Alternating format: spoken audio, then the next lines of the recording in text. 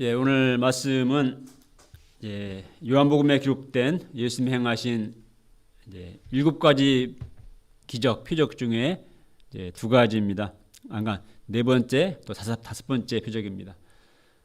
우리 사람은 보리떡 5개와 물고기 2마리로 5,000명을 먹이신 표적과 예수님이 물 위를 걸어서 제자들에게 오셨던 두 가지 표적입니다. 이 두 표적을 통해서 또 예수님은 우리가 어떤 분이신가 또 이 시간 새롭게 또 배우고 또 그 예수님 만날 수 있기를 기도합니다. 예수님은 이제 디베랴의 갈릴리 바다 건너편으로 가셨습니다. 이때 큰 무리가 예수님을 따랐는데요. 그것은 예수님이 그 병자들에게 행하시는 그 표적을 보았기 때문이었습니다. 예수님의 그래서 주로 많은 이제 병자들, 아픈 사람들이 이제 예수님을 따랐습니다. 예수님은 산에 오르사 제자들과 함께 앉으셨습니다. 여기서 산은 우리나라 같은 이렇게 좀 험한 산이 아니고 잔디가 덮여 있는 넓은 언덕과 같은 그런 곳입니다. 자, 5절을 보겠습니다. 5절 한번 같이 읽어볼까요? 시작. 예수께서 눈을 들어 큰 무리가 자기에게로 오는 것을 보시고 빌립에게 이르시되 우리가 어디서 떡을 사서 이 사람들을 먹이느냐.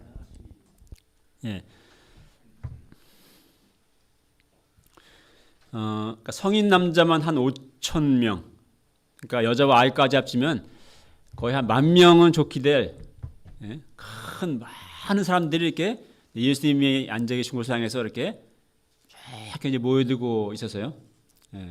오늘 말씀은 아마 우리가 그곳에 가본 적 없지만 우리가 머릿속에 상상할 수 있을 것 같습니다. 넓은 언덕 그런 초장으로 된 언덕에 이제 예수님이 앉아 계시고 많은 무리들이 그곳으로 오고 있는 물론 그런 영화 장면을 환상해 볼 수 있겠는데 그런 장소입니다.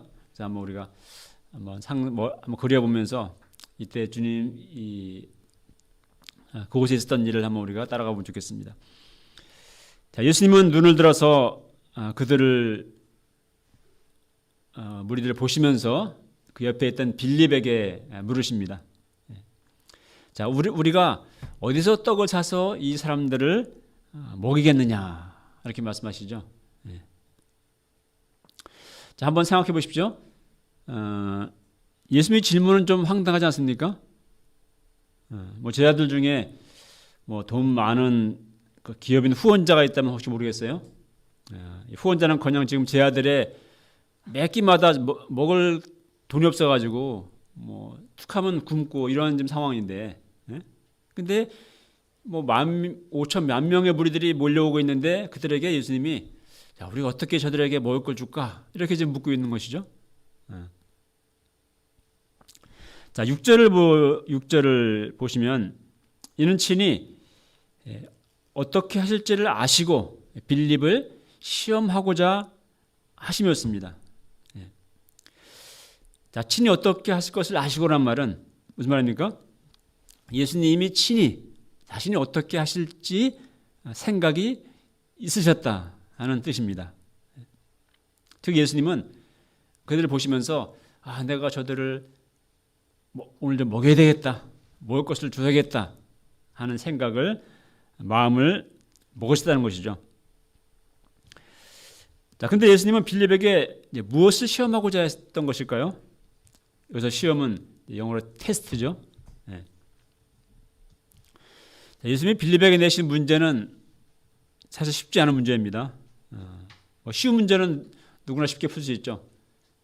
내 주머니에 10만 원 있는데 여기 양이 왔는데 어떻게 저 양에게 밥 한 개 어디서 사줄 수 있을까요? 이렇게 묻는다면은 그건 아주 쉽죠. 밖에 나가서 사주면 되니까.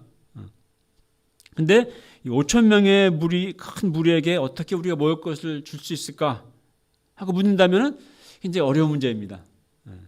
도대체 왜 이런 말도 안 되는 질문을 불가능한 것을 물어보시는지, 그 의도가 무엇인지, 그 의도가 무엇인지 지금부터 파악하는 것이 필요할 것입니다.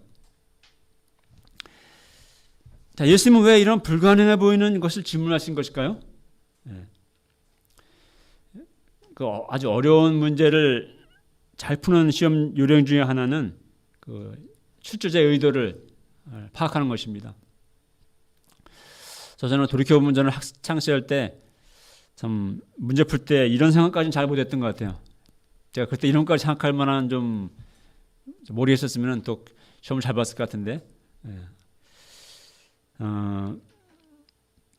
또 문제를 풀려면 잘 풀려면은 또 뭐가 중요하죠? 예. 이제 문제를 잘 읽어야 되겠죠. 예? 그 문제를 출제자들 다 파악해야 되고 또 문제를 잘 읽어야 됩니다. 예. 이 문제 속에 답에 대한 힌트가 있습니다. 또 때로 함정도 또 들어있고요. 예. 그 문제를 그냥 대충 읽고 대충 풀게 되면은 이제 틀리는 것이죠. 자, 예수님의 질문도 그렇습니다. 예수님의 질문을 잘 보면 그 안에 예수님의 의중이 담겨 있어요. 그죠? 우리가 어디서 떡을 사서 이 사람들을 먹이겠느냐? 이 질문 속에 뭐가 담겨 있습니까? 그러니까 이 무리를 먹여야겠다는 예수님의 그 마음이, 그죠? 예수님의 어떤 계획과 심정이 여기 이미 담겨 있습니다. 그죠? 예. 어떻게 먹이겠느냐 이렇게 물으시지 않습니까? 자, 그런데 빌립의 대답이 무엇이었습니까? 7절을 읽어볼까요?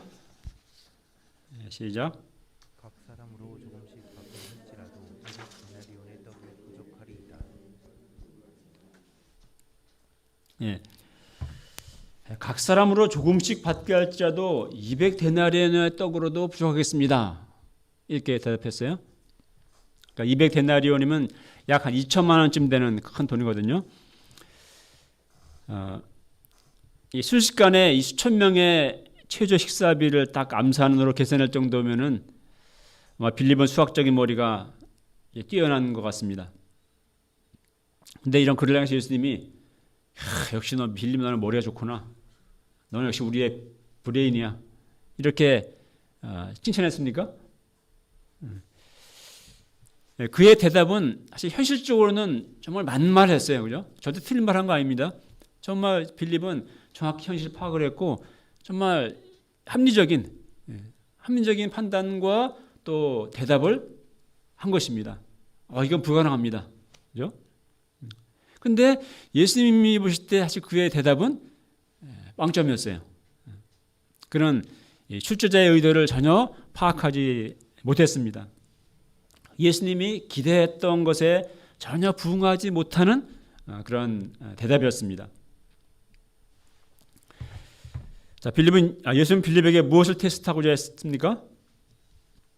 그 병들고 또 그 밥도 못 먹고 이렇게 몰려오는 그 무리들 불쌍히 여기시는 주님의 목자의 심정을 얼마나 빌립이 아는지, 또 장차 그 무리들을 예수님을 계승해서 그 무리들을 섬겨야 될 목자가 되어야 할 제자들인데 그 제자들로서 얼마나 그 주님의 마음을 심정을 좀 갖고 있는지 그렇게 알아보고자 한 것입니다.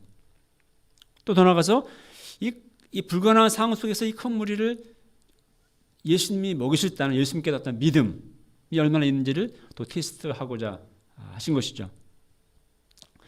그런데 빌립의 대답에는 이런 것들이 전혀 보이지 않습니다. 너무나 쉽게 안 됩니다. 불가능합니다. 하고 결론을 내려버립니다. 이 큰 무리를 먹일 돈이 없다는 것을 예수님이 모르고 이런 질문을 했겠습니까? 그러니까 빌립의 대답은 예수님을 굉장히 아주 실없는 말을 한 거죠. 실없는 질문을 한 그런 분으로 결국 만들어버린 셈이 되는 것이죠. 근데 이때 제자 중에 하나인 안드레가 예수님께 나와서 여쭙습니다. 9절을 읽어보겠습니다. 시작. 여기 한 아이가 있어 보리떡 5개와 물고기 2마리를 가지고 있나이다. 그러나 그것이 이 많은 사람들에게 얼마나 되겠사옵나이까. 네. 자, 빌립이 이렇게 예수님께 와서 이건 불가능합니다. 안 됩니다. 이렇게 말하고 있을 때 그때 안드레는 안드레에게 시킨 것도 아니었어요. 안드레는 뭔가를 찾기 시작했습니다. 예. 사실 뭐 찾아본들 뭘 찾을 수가 있을까요? 뭐 그곳에 뭐 삼성의 이재용 회장이 앉아 있는 것도 아니고 또 이 근처에 뭐 파리바게트 빵 공장이 뭐 있는 것도 아니고 어떻게 그 많은 떡을 구할 방도가 도대체 있겠습니까? 없죠. 근데 안드레는 어디서 이들을 먹일 떡을 구할 수가 있을까? 뭔가 찾았다는 것이죠. 사실 안드레 행동은 좀 무모해 보입니다. 어떻게 보면 좀 어리석어도 보입니다. 그러니까 머리 좋은 사람은 이런 헛고생을 하지 않죠. 그렇습니다. 어떤 사람은 현실만을 보고 안 된다, 불가능하다 하고 결론을 짓습니다. 반면에 안드레 같은 사람은, 혹은 안드레 같은 사고방식이라는 사람은 뭔가 불가능해 보이는 현실이지만 그래도 뭔가 있지 않을까? 어디엔가 방법이 있지 않을까? 또 이렇게 또 찾습니다. 근데 사실 이 작은 차이가 엄청난 다른 결과를 가져오게 됩니다. 보통 일반적으로도 그렇죠, 그죠? 그냥 이거 안 돼 하고 그냥 포기하는 사람이 있고, 그래도 뭔가 찾아보고자 하는 사람이 있고, 거기서 굉장히 큰 차이가 시작됩니다. 뭐 현실을 잘 아는 것은 당연히 중요합니다. 그러나 우리는 단지 이 현실주의자이기만 해서는 안 됩니다. 정말 불가능해 보이는 현실 속에서도 무엇이든 또 찾고 또 뭔가 도전하는 그런 사람들이 되어야 합니다. 하나님을 믿는 사람, 특히 믿음을 가진 사람들은 특히 그렇게 할 수 있습니다. 우리는 그냥 현실주의자가 아니라 어떤 믿음을 가진 믿음주의자들이 되어야 합니다. 자, 안드레는 어떻게 이렇게 할 수 있었을까요? 본래 안드레는 굉장히 아주 적극적인 사고방식의 소유자이기 때문에 그랬을까요?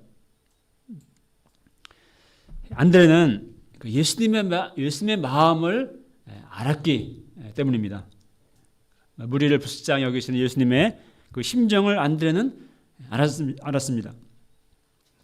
그들에게 먹을 것을 주고자 하시는 주님의 마음을 안드레는 알았습니다. 안드레의 마음에는 그런 주님의 심정이 있었던 것 같아요.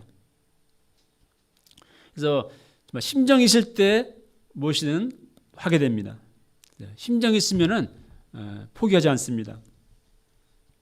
우리 엄마들은 아기가 정말 굶주려서 울고 있는데 뭐 생활비가 돈이 떨어졌다고 그냥 가만히 넉놓고 우리 아이를 바라보고 있지는 않을 것입니다. 뭐 나가서 뭐 돈을 꾸든 알바를 하든 뭐 어떻게 얻어오든지 간에 어쩌든지 아이를 먹이고자 할 것입니다. 안드레는 한 아이가 저녁 도시락으로 가져온 5개 보리떡과 물고기 2마리를 발견하게 됩니다. 그래서 안드레는 그 아이를 설득해서 그걸 예수님께 들고 나오죠. 그래서 예수님께 내미는데 안드레 스스로도 사실 상당히 멋쩍어 하면서 말합니다. 그 구절에 보면은 그러나 이것이 이 많은 사람들에게 얼마나 되겠사옵나이까 이렇게 말하죠. 그러니까 수천 명을 어떻게 먹일까 질문하는 예수님에게 뭐 한두 명이 먹을 이 보잘것없는 음식을 내미는 안드레의 모습이 한번 상상해 보면은 굉장히 좀 솔직히 좀 우습기도 합니다. 그렇지 않습니까? 그러니까 너 지금 뭐 장난하냐? 지금 이런 말 들을 수 있는 그런 상황이죠. 그러니까 바보가 아닌 다음에 어떻게 5천 명을 먹이겠다는데 이 보리떡 5개를 들고 나오겠습니까? 자, 어떻게 안드레의 행동을 설명할 수 있을까요? 그렇습니다. 안드레에게는 예수님께 대한 믿음이 있었던 것입니다. 물론 이 과연이 작은 것이 무슨 소용이 있을까 하는 그런 믿음이 잘 생기지는 않더라도 믿음이 잘 생기지 않았습니다. 그러나 이것이라도 주님께 드리면은 예수님은 무엇인가 행하시지 않을까 하는 이러한 어떤 기대와 어떤 믿음을 안드레는 가졌다는 것이죠. 그렇습니다. 이것이 바로 예수님이 제 아들에게 바라셨던 것입니다. 예수님은 이제 모든 그 무리들을 잔디 위에 이제 식사 대용으로 이제 앉게 하시죠. 그리고 안드레가 가져온 그 떡과 물고기를 받아들고는 감사하게 돌아왔습니다. 자, 오병이어는 얼마나 작고 보잘것없는 것입니까? 그러나 주님은 안드레가 믿음으로 가지고 나온 그 오병이어에 주님은 감사하셨습니다.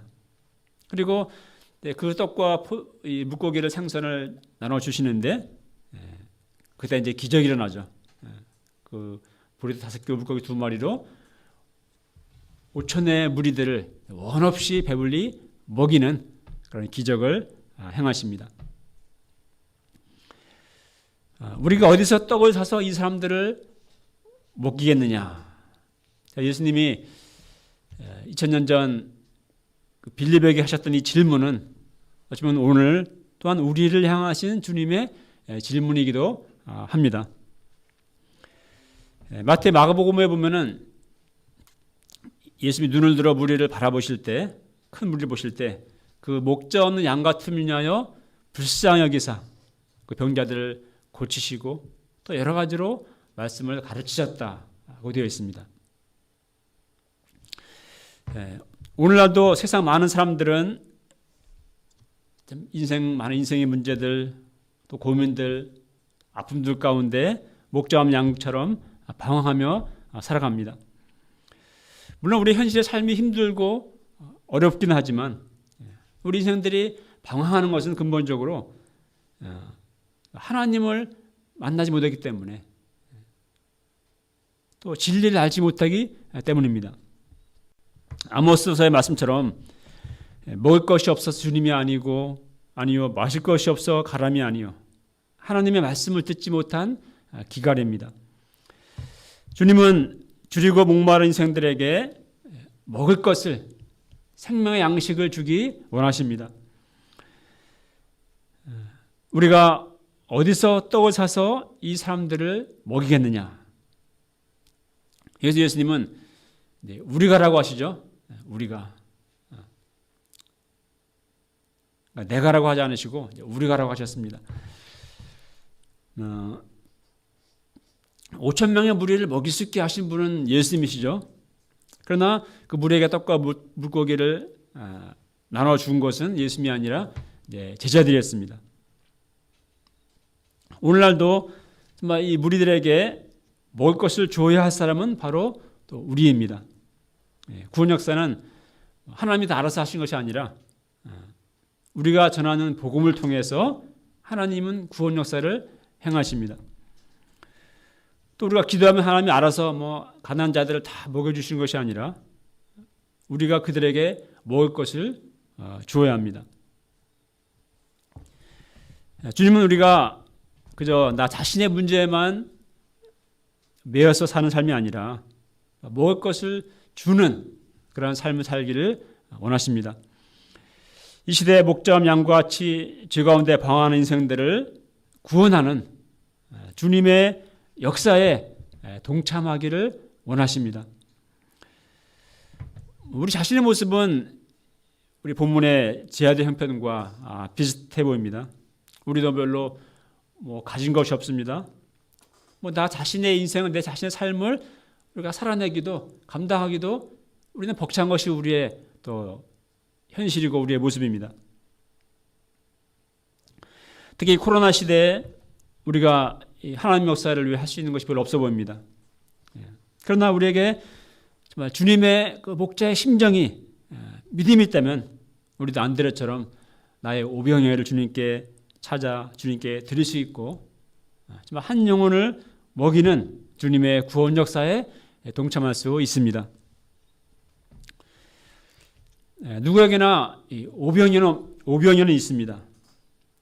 우리 EBF나 JBF 학생들도 정말 내 곁에 있는 나의 친구 혹은 고민하는 혹은 방황하는 한 친구에게 주님을 이야기해 줄 수 있고 또 전도할 수 있습니다.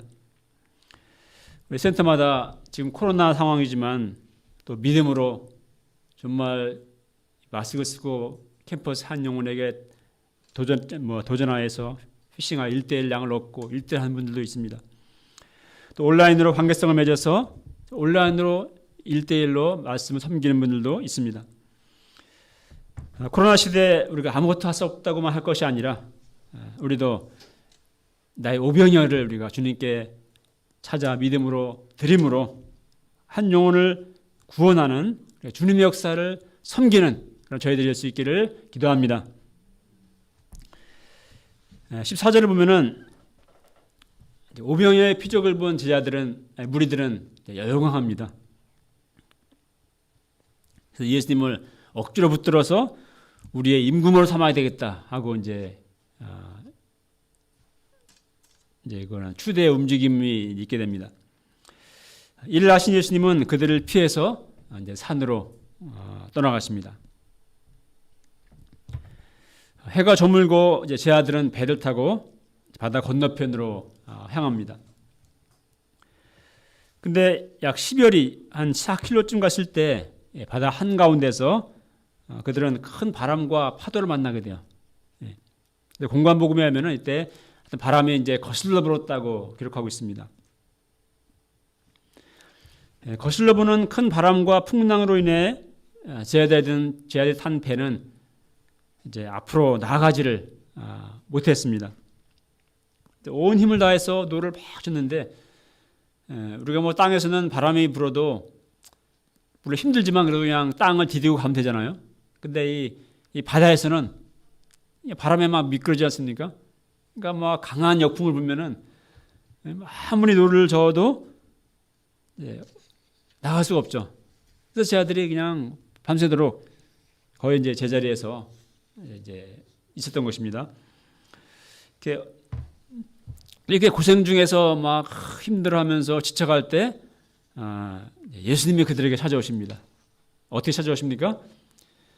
이제 바다 위를 걸어서 그들에게로 찾아오십니다.